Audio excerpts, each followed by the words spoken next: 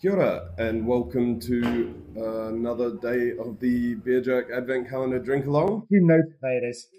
He's Luke, He's Joe. and this is Smoko by Bright Brewery. Sorry. Yeah. So Smoko is a cleverly named Rauch beer, which is a a German style smoked lager. What does Smoko mean? Smoko is your break at work. I'm sure everyone watching this knows that. There might be a few immigrants like me, cheers, that are Yes. new to the country. Beautiful colour on it. Mm. Yeah, gorgeous sort of bright ruby caramel, Great nose. and yeah, amazing Rauch beer nose. So this might be probably the most divisive beer of the calendar so far. If you are a baby, you might not enjoy this beer. If you are sensitive to smoke and flavors like that, you also might not enjoy this beer. Yeah, if you're a super taster, it might be overwhelming for you. Yeah. And yet not everyone likes everything. So a lot of people don't really like smoky flavours. Like babies and people with baby palates. So yeah, I suppose what we're both saying is that if you don't like this beer Matt eats, you need to grow up. Yeah, we are both big fans of Rauch beers. I love sort of smoke. I love it in food. I like it in beer. I love smoked sours. Lichtenheiners. Our friend, Brzezinski's. our friend Ed at Alchemy Street. He's got a series called Yeah. Hot Box, which every time I'm in Tauranga, I love drinking some smoked plum or smoked peach sours because it's just delicious. And yeah, what better to add to a malty, caramelly sort of biscuity lager than a bit of smoke? Yeah. So great. It just rounds everything out, adds a lot of complexity, a lot of depth, and makes it quite Moorish because smoke is a very savory thing. Yeah. So you've got that kind of sweetness of the malt and then the sort of drying, astringent kind of smoke character coming through. Meaty, just makes you want to keep drinking it. Yeah, hops are overrepresented in beer, and just like I suppose the championing of hops and the love of hops, and kind of rightly so. Like hops are incredible and they're so delicious, and that is why most of us fell in love with beer. But similar to how in some recent beers we've had beers that really champion the yeast character, that's giving you lovely, phenols and pear notes and lovely esters and spice. Malt can be overlooked, and especially speciality malt like this. I went to a brilliant tasting with David Moyner, who's just a brilliant beer judge, and he does lots of really cool events and tastings in Auckland, but also occasionally around the country. And yeah, a year or so ago, he did one on different smoked beers, and it was just so wonderful to actually just sit there and just back to back try 10 different smoked beers that were smoked to different levels.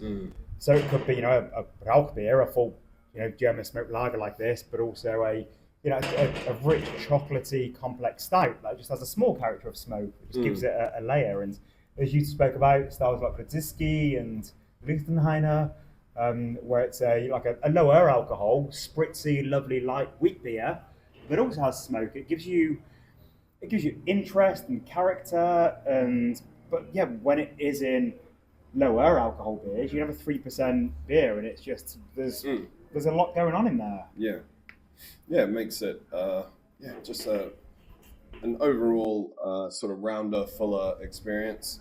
But yeah, the famous New Zealand smoked beer is Rex Attitude, isn't it? Yeah. Which I think was they claim the first ever 100% of the malt bill was smoked malt. With that being a peat smoked malt. Yes, sorry. So, the traditional German Rauch beers are made with, it would be beechwood smoked malt or perhaps oak smoked malt. Yeah, I think this is oak smoked. Yeah, and peat smoke is obviously used in Scottish whiskies. So, as you all know, I'm sure that whiskey is just beer that's been distilled. They just brew like a pretty rough beer without hops, and then that gets distilled. So it's sort of the essence of strong beer. So yeah, just Stuart Yeast have always had the genius idea to make. I call Rex Attitude swigging whiskey.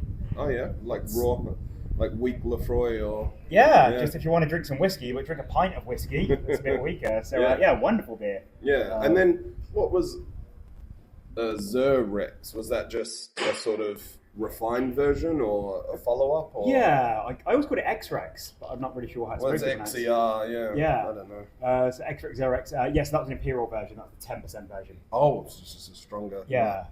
I made a batch of whiskey out of that once. Distilled it in the Grainfather. But anyway, we're getting off that. We're talking about Smoko here.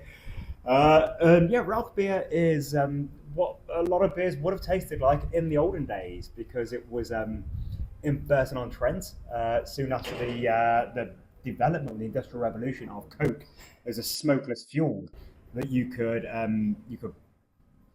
malt your barley in kilns and not have it taste smoky. So then you have these clean beers, these pale ales, these bitters, and then that led directly to the development of pilsners and clean, crisp, light lagers that just took over the world 100 or so years ago. But prior to that, if you're smoking malt, if you're malting malt, your barley grain, then it would taste a bit of smoke to one level or another. Because it was just over an open fire.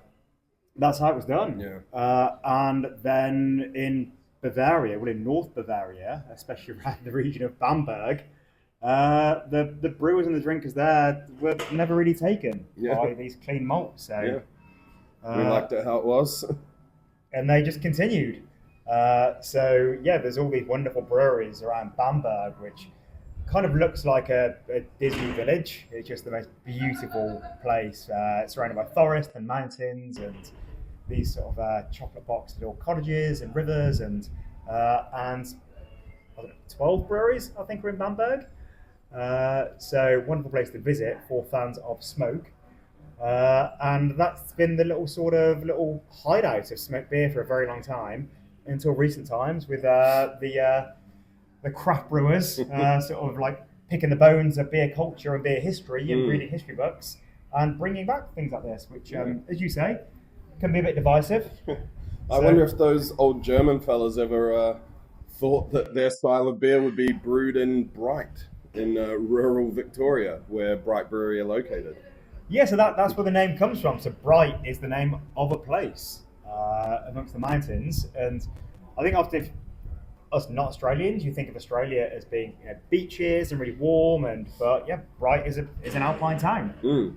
Yeah, they brew some really cool beer. We have imported them a couple times, and I've been talking to Evan there for a year or so now. Just every time they have a few kind of really cool releases, he'll hit me up. But you've got to sort of spread these things out, and the time wasn't quite right. Although I really tried to force one through because they had a chartreuse barrel-aged stout, which I thought would have been insane. Serious, yeah. But couldn't sort of get something together for that made sense. Unfortunately, for me to just drink like 5 cans of that stout.